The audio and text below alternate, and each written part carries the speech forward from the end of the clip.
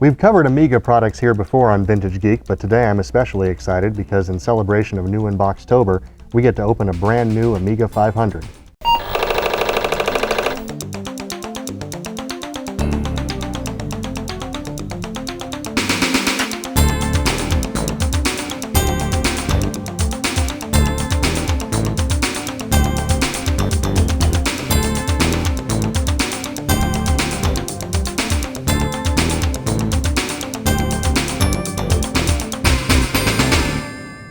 In a previous video on Vintage Geek, we talked about the Amiga 2000 and all the steps that were required to bring that Amiga back to life, and we demoed some games right here on the channel. But today we're talking about the Amiga 500. Now, the Amiga 500 was actually the best-selling product for the Amiga line for Commodore, as it was a little bit lower price point. It was an all-in-one unit and kind of a similar form factor to the Commodore 128, and it sold like crazy.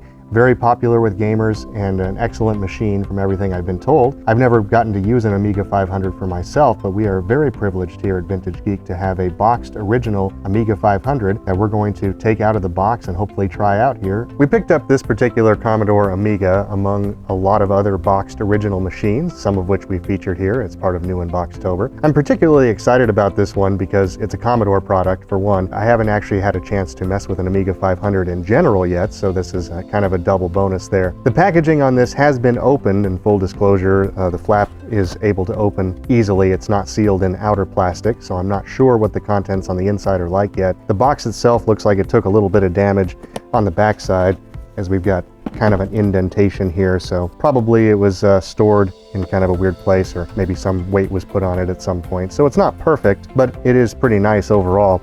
And I do like the stickers that are on the front of this unit. There's one for the Amiga Vision software that says that it's included. It's for authoring, apparently. The other sticker is a blue sticker, and it talks about making sure that you buy your Commodore from an authorized reseller. They've got an 800 number on that too, so, you know, we might have to try that out.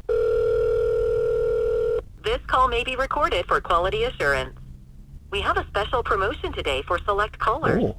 If you are over 50, please press 1 now. If not, press 2. I'm not sure what that particular call was for, but I'm guessing it's not the Amiga support line. I'm going to go ahead and flip this around so that we can open the Commodore Amiga 500. Well, it looks like we've got a full complement of equipment here. So let's start with looking at some of the included paperwork. Here's this first packet that we have. Oh, and conveniently it says, please read this first. So this is talking about checking connections. Oh, and it's got a handy diagram that shows all of the various accessories and how to connect them. They give you lots of different ways to hook up your Amiga. We've got the introduction to the Commodore Amiga 500. This doesn't look necessarily brand new, so it's probably been exposed for a while to the elements. We've got the high-resolution monitor with stereo output, which is interesting that that's in this box. I would have thought that would have been in the actual monitor box, but maybe we'll find a copy in there as well. We've got the RAM expansion A501 module. This, I will be honest, makes me nervous because from everything I've read online, the RAM expansion module was also the module that contained the battery that kept the real-time clock. And as we've experienced with these Commodore units, the battery could be the death toll for this unit if it happened to leak, but we'll see how it goes. Looks like we've got a full book here on Amiga Basic. Should have all the reference of basic commands and hopefully some example software. We've also got the user instruction manual for the floppy disk drive. Looks like the floppy drive is enclosed in a separate package, so that's interesting. We've got the authorized warranty repair locations document. We've got all sorts of receipts, warranty information. We've even got some original flyers here for the Amiga 500. Matching kind of the one we had for the 2000 earlier, so that's neat. And like the other ones in this collection, it looks like we've also gotten the original invoice. Looks like this one is from 1991, so this would be a little bit later in the run for the Amiga 500. Looks like this whole system was about $1,050, so this was a fairly expensive purchase. Well, let's see what we've got in this box. Looks like we've got the floppy disk drive here. There you have it, a nice 3.5-inch double density floppy drive for the Amiga. It's got the matching connector on it. Looks like everything is sealed and in good shape, so this should be a good working drive, hopefully. Next, we've got this package here. Ah yes, the power adapter,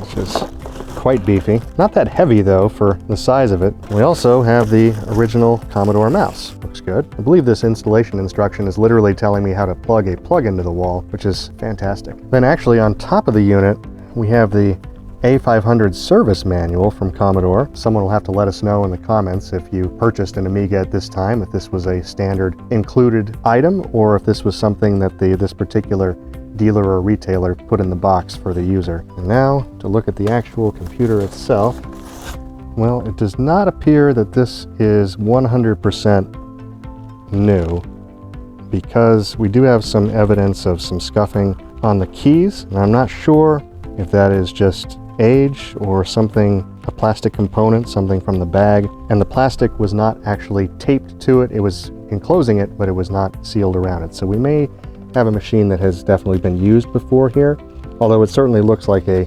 clean original despite all of that. Looking at this at first glance, obviously the keyboard and the layout of the keyboard looks very reminiscent and almost identical to the Amiga 2000 keyboard. It's laid out in the same way. The F keys are set up in the same arrangement. You've got the center arrows just like on an IBM keyboard. You only have the delete and help in this middle section. And then you've got a fully functional numeric keypad over here on the right. The keys themselves feel good. There's no click to the keys, just like on the Amiga 2000. But they certainly feel like they're in good shape. This machine was in a bag, but it was not a sealed bag. Oxygen has been exposed to it over the years, and I can tell a little bit of yellowing in the case, although I don't have another Amiga 500 to compare just to see the difference in the shade. But it does look like this may have spent some time out of the box or possibly even in use. You've got your power and your drive indicator over here on the top on the right-hand side, right underneath the Commodore logo. You've got the Amiga branding that's kind of etched into the case. It's pretty cool right there. And you've got vents in the back. I'm pretty impressed by the thinness of this compared to some of the other machines we looked at. We just did the Laser 128 in the last video, and I would say it was almost double the depth of this. I'm sure that it helps that the actual power supply is a separate unit that keeps that weight and bulk out of the case, and the fact that the Amiga uses the 3.5-inch floppy size rather than the 5 1/4 obviously takes up a lot less real estate as well, so that probably gave them some additional room to work with. I also noticed that the Amiga 500 has a couple of extra plates or removable panels. I assume that's for expansion. I just wanted to take a quick look, and yeah, there is an edge card there. I assume that is for expansion capability. I'm going to go ahead and close that back up. We don't need that. I just wanted to see what it looked like. I also noticed on the bottom of this unit, there's another removable panel. Now I did find the manual section on the 512K add-on memory card, so I assume that that is in this unit. I'm going to see if I can take a quick peek without completely dismantling the system. So this does appear to be the location where the memory add-on board would be in place. This cover has solder points on the corners, which means that to actually take this apart, we're going to have to desolder this or use some wick to pull that off, and I am not equipped to do that today. The good news about this, I suppose, is that if the battery is included in this sealed section, it means that the worst damage it could have done is within this sealed module, which means the Amiga 500 may be perfectly fine. Now, if we move on to the back panel of this particular machine, we have 2 joystick ports. They are standard Atari type joysticks. We've got the right and left audio ports, so it has stereo outputs for sound. You've got the disk drive connector, the serial port, which is a DB25 style serial port, a full 25-pin parallel port, your power adapter port, and finally the RGB video port and the normal composite video, which in the case of Commodore, as we learned from the Amiga 2000, is actually a monochrome version of the video output. Anxious to see what this is going to do. But first we have to unbox the monitor. We open up this box. Looks like we've got a package with the cables here. We've got the RGB type video cable as well as a composite RCA type cable. Looks pretty standard. Looks like we also have another set of cables that came with it that I presume is probably to interface with the Commodore 64 based on the backplane of this, which makes sense. They sold a monitor. It could be used with either the Amiga systems or with the Commodore systems. There we have it, 1084S. It's got really nice Commodore branding on the front panel there. It looks like this is still perhaps sealed. Either that or it's been rewrapped. Yeah, not completely sealed.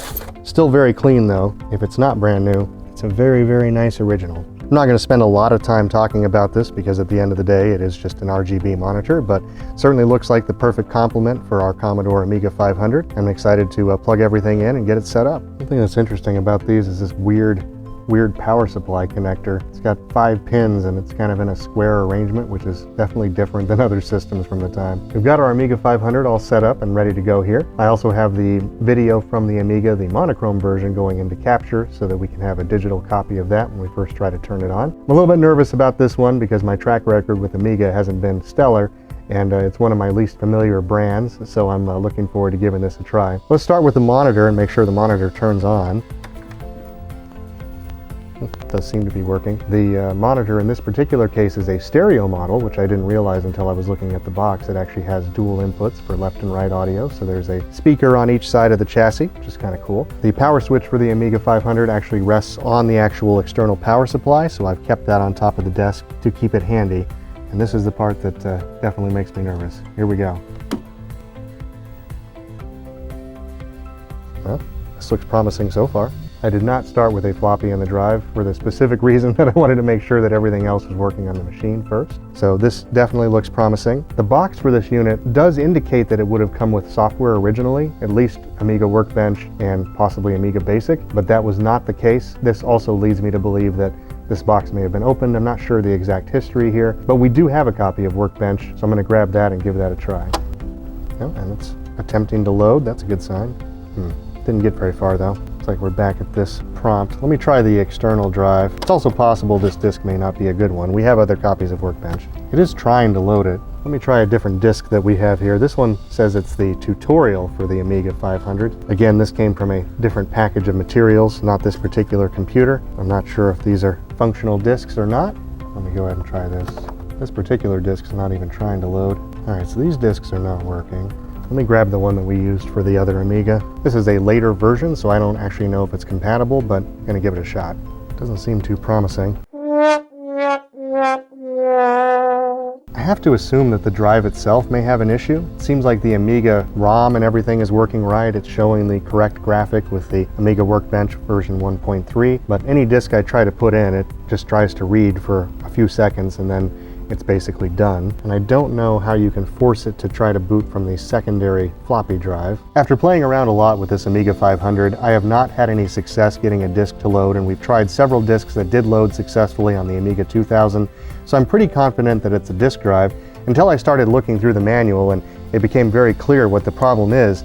I'm missing this giant key that goes in the floppy drive. That must be it, right? In all seriousness, I think it's the drive itself that is the fault here. Now, there's got to be a way to boot this machine from the secondary floppy. Certainly with the 2000, it was very easy. It just worked out of the box that way. What I've done here is a last-ditch effort because I couldn't get the internal floppy drive to work or the external that came with this Amiga 500. I actually grabbed the external floppy from our Amiga 2000 that we had some success with, even when the internal drives did not work. So I'm hoping this will give us a chance to at least boot into the tutorial or Workbench on this Amiga 500. I'm just going to put the tutorial disk in here and boot up the system, see what happens. Unlike the Amiga 2000, this Amiga 500 does not seem to use the secondary disk drive by default. And there's got to be a way to set it so that it does, but I'm not sure how. So it does not look like this external drive is going to work either, which also makes me think the original external drive may be totally fine. It just might be a setting that allows you to boot from the secondary drive. Again, Amiga and Commodore products are not my area of expertise, so if any of you watching have any feedback, I'm sure many of you know how to set something so that it will boot from the second drive, or may know a trick about the inbuilt drive of why it may not be reading any of our disks. But it does seem like the Amiga 500 here has potential to work. It is displaying a video output, it's showing the correct Workbench disk icon, and everything else looks pretty normal. So I would say that we've got a candidate for a working machine here, and I'm really anxious to hopefully find a solution for this so we can boot it up and try some software on it. Not a complete success on the Amiga 500, but it does seem like a very nice unit. I'm actually anxious to get this machine working, and I think it should be able to be done. I think it's just the floppy drive itself that is the issue. I've done a bit of research on this, and it does seem like there may be some third-party solutions that would allow me to boot from the secondary drive. Could also look at repairing the main drive. But if any of you Amiga experts out there have any advice for this, please share it in the comments. We love hearing from you, and it does help a lot, especially with systems like this where I really don't know a lot about it, but I'm excited to get to use this and play with it a little bit more. Hey, if you like what we're doing here on the channel, if you like vintage systems, if you like unboxing vintage systems, we've got it all here on Vintage Geek. Be sure to support us by liking and subscribing. And also, if you want a cool t-shirt or maybe a coffee mug with the Vintage Geek logo, be sure to check out the merch store. All the info on that is in the description below. Until next time, I'm Aaron Ishmael, and this is Vintage Geek.